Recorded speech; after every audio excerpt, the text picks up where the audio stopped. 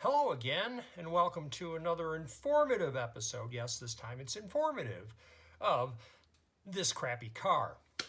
We're here today to talk about a tale of pistons and rings and cranks and rods because that's what makes an engine work is pistons, rings, and cranks and rods. Oh my.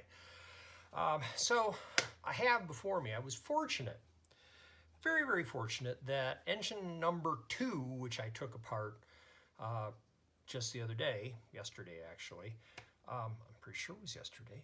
Was it yesterday? Yeah, it was yesterday. It turned out that while the head bolts had pulled out of engine number 2, it hadn't beat up the crank or the rods, so everything was in pretty good shape. And I can show you this, actually. Let me tilt this down here a little bit. Let me turn that down some more. This is really, really cool. I can turn this by hand. This crank is straight. When a crank's rods get to the point where you've spun a bearing, the rod starts beating on the crank, and it's like a hammer, and it literally will beat the crank out of true. It'll bend the crank. And that's what happened to the turbo engine. This is the turbo block, by the way. The block is in great shape. The bores are like new. I mean, you can barely find any wear on them at all. So I'm really excited about that. And these are nice and clean. There's no ridges. There's no noise when I do this. It's just, this is a nice crank. And the rods are nice too. I've ordered new bearings. I'm gonna have to put bearings in. And the reason that I gotta put new bearings in is this. Let me see if you can see this. Okay. So you see that right there? This is a wear area. And there was one rod in here that was really beat up. Hadn't spun the bearing yet, but it was close. It was actually loose in the rod. The bearing was loose in the rod, and it was ready to spin, but it didn't. So it didn't beat up the crank. It didn't beat up the connecting rod. And, you know, this saves me literally hundreds of dollars in crank work and rod work and other mean, nasty, dirty, and ugly things. But what I really want to talk about, and I'm going to move the camera here in a minute so that you can see it better. Well, first, actually, let's do this. I got pistons here. Let's move these rings over there. Grab a piston. These are the pistons out of the 215,000 mile engine. This is a short skirt, or some people call this a skirtless piston. And when you're looking at a piston like this, the stuff on the top, not a big deal. That's number 4. You can tell IV4.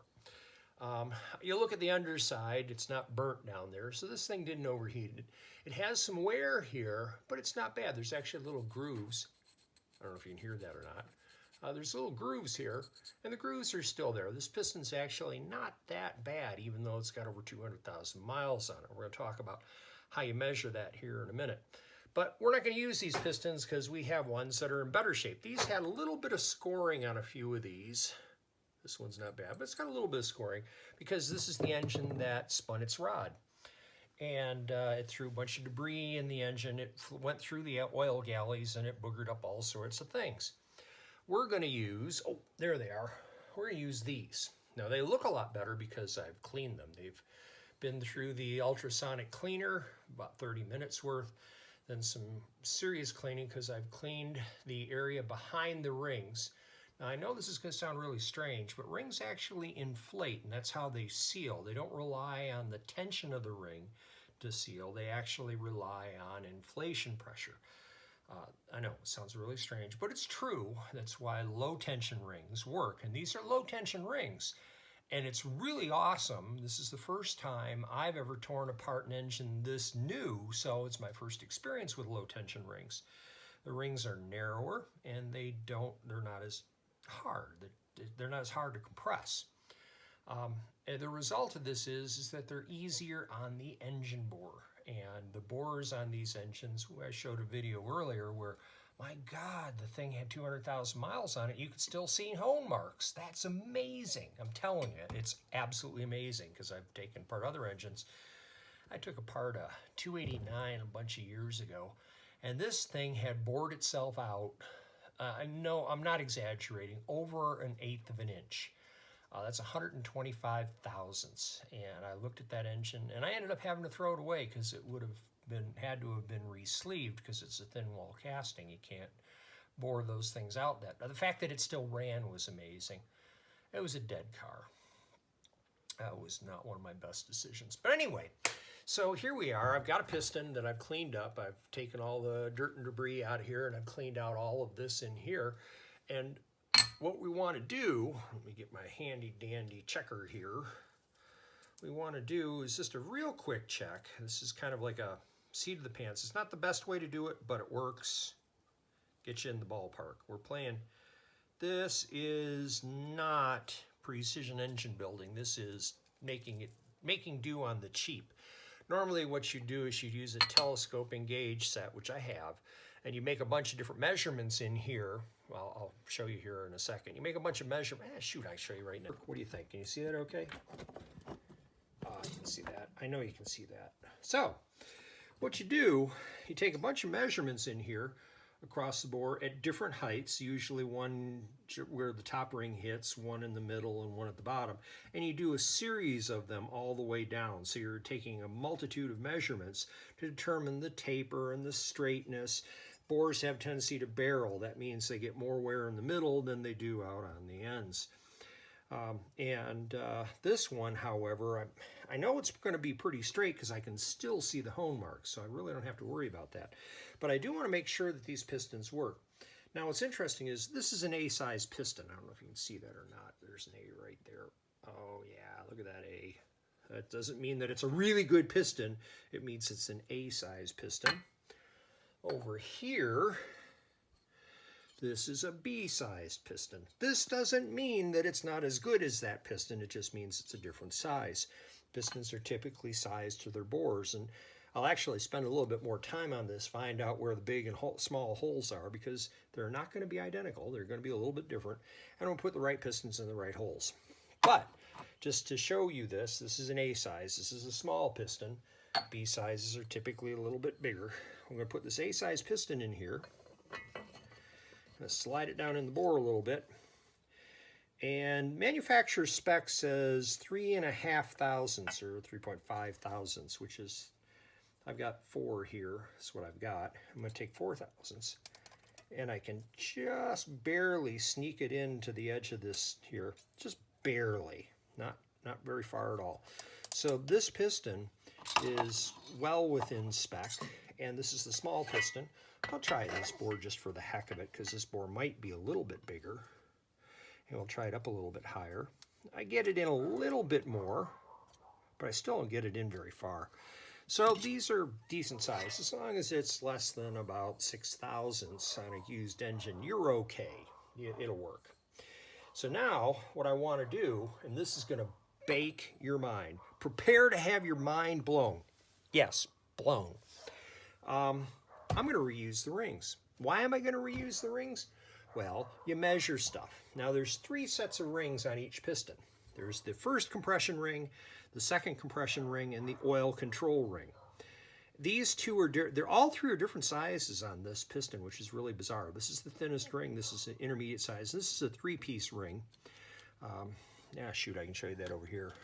You see that on this turbo piston here. This has got a separator and then a pair of thin oil control rings. That's that. And all these pistons are different, by the way. These are 9.7 to 1 pistons. This is an 8.5 to 1 piston. And that's because this has got a bigger dish than this does. And so that's just how these things go. Anyway, so we got that. I'm going to use this real quick. I'm going to take one of these rings. And this, I'm happening to grab a used intermediate or oil ring, or intermediate compression ring. And I happen to know that these are the most worn rings of the bunch. And I can tolerate up to a 40 thousandths gap. Now what I'm going to do is I'm going to push this down in the bore to where it would tend to have a moderate amount of wear. And I'm going to make sure it's nice and even. I'm using the piston as a guide. So I put that in there. And the gap, and I don't know if you can see that or not. You can just barely see it right there. I'm going to measure that gap. And my out of spec is anything past 39 thousandths, or we're going to call it 40 thousandths. We'll round up. So I'm going to measure it. And I know it's going to be pretty big. So I'm going to start at, oh, I don't know. I'm going to start at 22 thousandths. Let's try 22 thousandths and see what happens here. I can get 22 in there, and it's loose. Remember, I can do anything under 40 thousandths, so let's go a little bigger.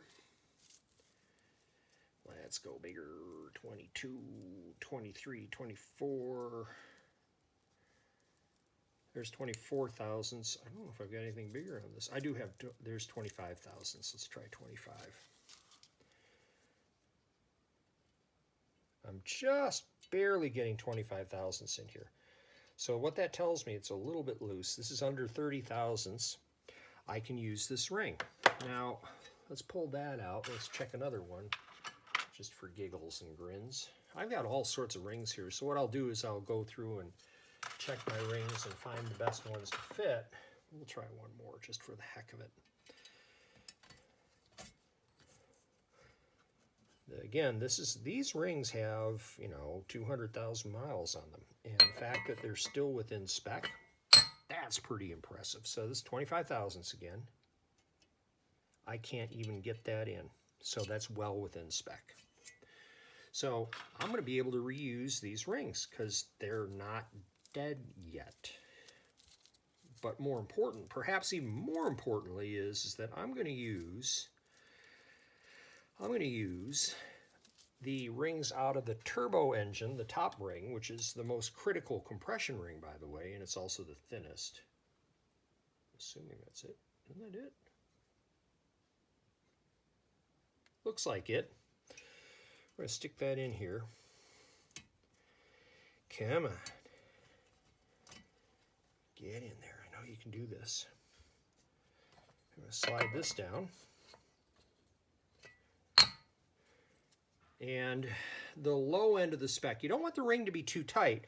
If it's too tight, that gap bumps together, and you can break a ring, you can warp a ring, you can break a piston. You don't want that. So you got to have something. The min spec is about 8 thousandths, so I've got a 9 thousandth here, and the 9 thousandths just barely slides in. So let's try a 10. And remember, I can go all the way out to 40 thousandths on this. So here's a 10. It's bent from doing a lot of valve work. I can just get a 10 thou in there.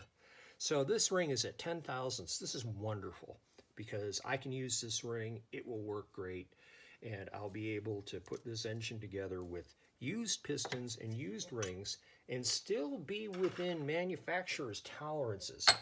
And, that's just utterly amazing.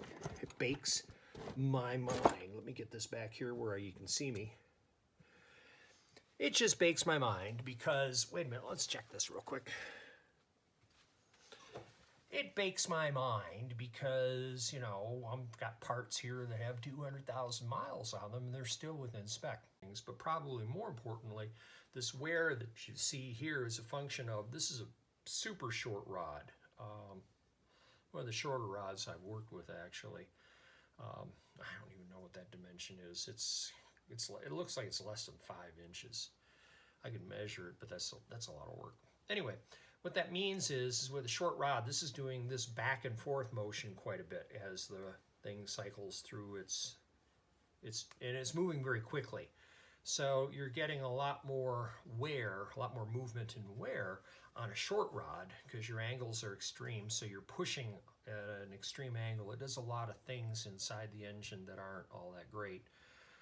So I suspect that it's a combination of the short rod and the compliance of the alloy block that contributes to the wear. But, again, 200,000 miles is nothing to sneeze at. Very few people log that many miles on a vehicle. So that's pretty much it for today. I've got to wait.